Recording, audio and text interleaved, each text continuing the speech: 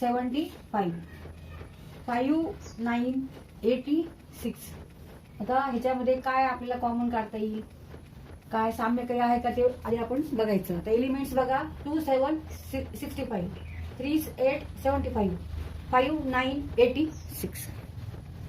Now here 65 is 7 into 9, that is 63. 63 plus 2, 65.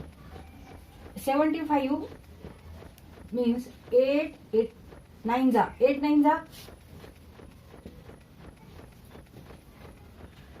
72 plus 3, 72 plus 3 equal to 75.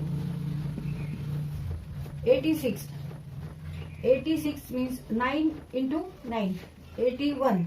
9 into 9, 81, and remaining 5 plus 5 plus 5.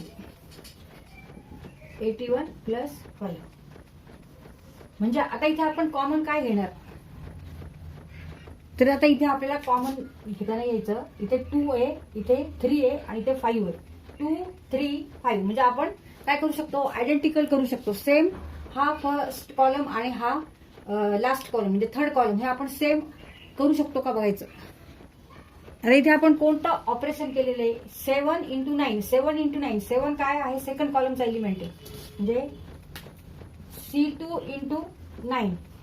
आणि नंतर आपण काय केलंय, plus 2 equal to 65 असं केलेले.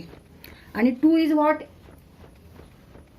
एलिमेंट ऑफ C1 म्हणजे इथे आपण C1 लिहू शकतो. C1 म्हणजे 9C2 plus C1 equal to C3 आहे.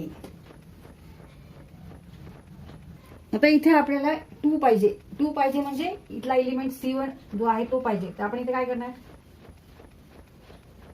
चेंज C3 आपण टर्न करायचं.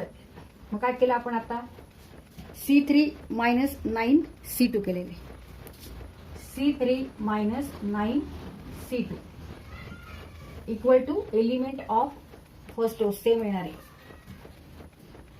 म्हणजे आपल्याला हा कॉलम सेम करण्यासाठी आपण काय केलेलं आहे, सेकंड रोला मल्टिप्लाय केले 9 नी आणि जे आन्सर येतं ते आन्सर आपण ह्या 65 मधून मायनस केलेले. मग 65 minus 63, 7 into 9 63, 65 minus 63 equal to 2 येणार आहे.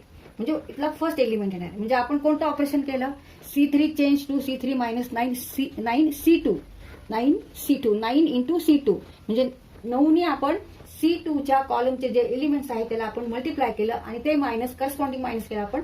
मग 7 into 9 63, 65 मायनस 63 इक्वल टू 2, ते 2 येणार. मग 75 minus 7 into 8 means 72, 75 minus 72 means काय येणार आहे, 3 येणार आहे. म्हणजे इथला आन्सर 3 येणार.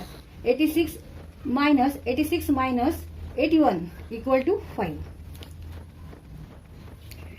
So D equal to this determinant.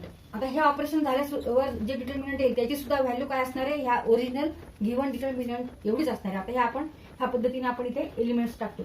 First column तसंच ठेवायचा 2 3 5. सेकंड कॉलम पण तसा 7 8 9. थर्ड कॉलम मध्ये आपण चेंज केलेला आहे.